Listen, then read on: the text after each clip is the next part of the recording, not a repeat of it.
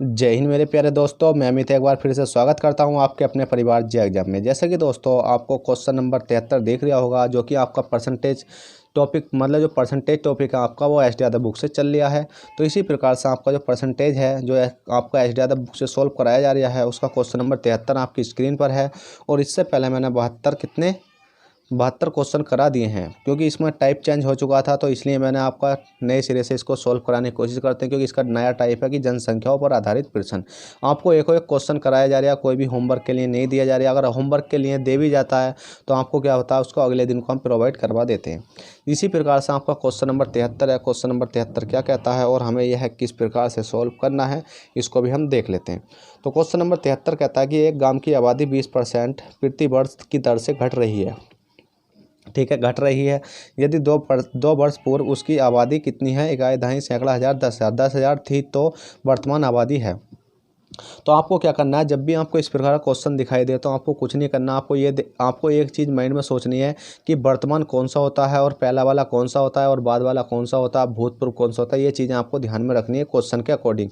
जैसे कि आपका क्वेश्चन बोले, आपको इसी प्रकार से करना है। और सबसे पहले तो आपको एक ही चीज़ आनी चाहिए इसमें, क्योंकि आपको 20% की फ्रैक्शन वैल्यू आनी चाहिए। अगर आपको 20% की फ्रैक्शन वैल्यू नहीं आती है तो आप इस सवाल को कर जाओगे बहुत लंबे तरीके से। अगर 20% की फ्रैक्शन वैल्यू आती है तो आप इसको कर लोगे बहुत ही सिंपल तरीके से। ठीक है, तो इसलिए कहता हूँ कि आपको सबसे पहले तो 20% की फ्रैक्शन वैल्यू आनी चाहिए। तो 20% की जब हमने फ्रैक्शन वैल्यू तोड़ी तो कितना निकल गया हमने? 20% को फ्रैक्शन वैल्यू को तोड़ा तो 20 पंजे कितना होता है? 100 होता है। 1/5 आ चुका है। अब बात करते हैं प्रति वर्ष की दर से घट रही है। तो हमने देखा कितनी हो जाएगी, 5 से कितनी हो जाएगी, ये 4 हो जाएगी। 5 से 4 हो जाएगी। और हमने देखेंगे इसमें कितनी बार घट रही है।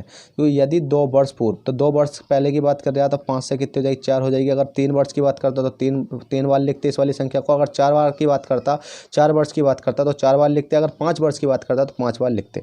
इस प्रकार क्वेश्चन आगे भी आएंगे तो मैं देखिए उस प्रकार से करवा दूंगा। क्योंकि इसमें 2 वर्ष पूछा तो 2 वर्ष लिख लो, 3 वर्ष पूछा तो 3 वर्ष लिख लो। सेम क्वेश्चन ये है कि अगर आपको घन दे रखा, वर्ग दे रखा, सिलेंडर दे रखा, गोला दे रखा, आयतन दे रखा, तो उस प्रकार से जैसे मैंने सवाल कराए हैं उसी प्रकार से यहाँ प्रोसेसिंग लगती है।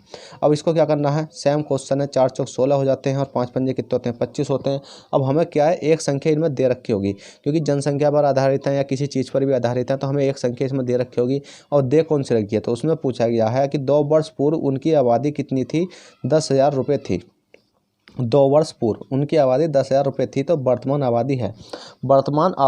वर्तमान का मतलब है कि इस टाइम ये वाली आबादी जो वर्तमान, चलिए देखिए ये तो पहली वाली है, ये वाली आबादी हमसे पूछी गई है और हमें कितना दे रखा है, ये वाली आबादी दे रखी है।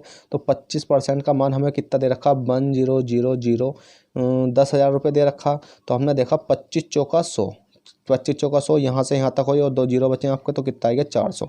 अब 400 की मल्टीप्लाई हमें यहाँ करनी है, क्योंकि वर्तमान आबादी निकालने के लिए यहाँ करनी है। तो 16 चौका कितने हो जाते हैं आपके? 64 हो जाते हैं। और 2 जीरो हैं तो 2 जीरो हो जाएंगे आपके। तो 6,400 आपकी कितनी हो जाएगी? वर्तमान आबादी तो निकल कर आएगी, वो 6,400 निकल कर आ जाएगी। और यही आपका राइट आंसर हो जाएगा। 6,400 कितनी हो जाएगी? 6,400, जो कि आपको ऑप्शन नंबर बी में देखने को मिल जाएगी। तो देखिएगा बहुत सिंपल सवाल था। तो आपने क्वेश्चन नंबर 73 कर लिया होगा। क्वेश्चन नंबर 74 देखते हैं। क्वेश्चन नंबर 74 क्या कहता है और हमें यह भी किस प्रकार से सॉल्व करना होगा। चलिएगा क्वेश्चन नंबर 74 देख लेते हैं।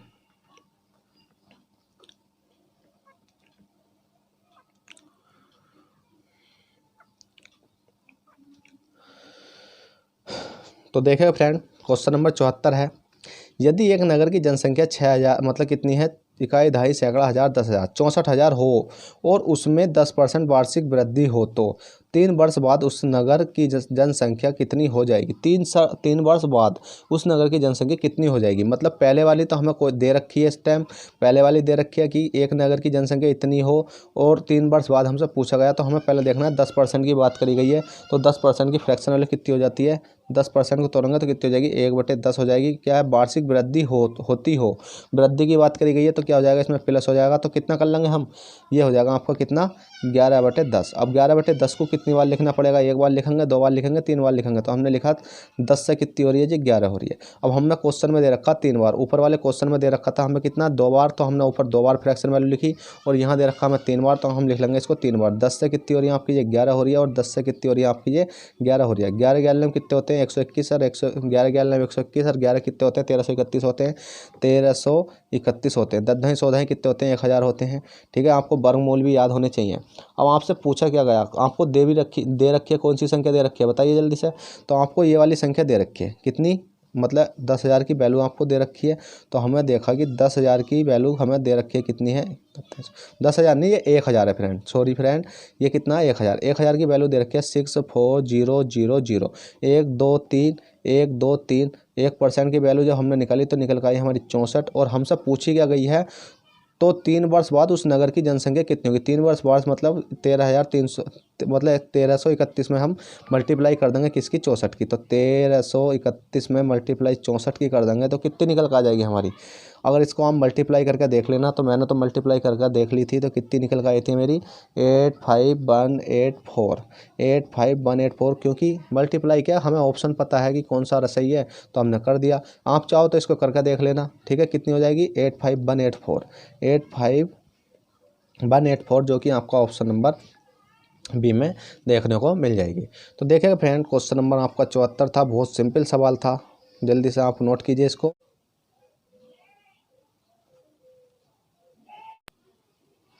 तो देखिएगा फ्रेंड, लाइट जा चुकी है, फिर आपसे हम इस क्लास को रेगुलर करेंगे कल, ठीक है।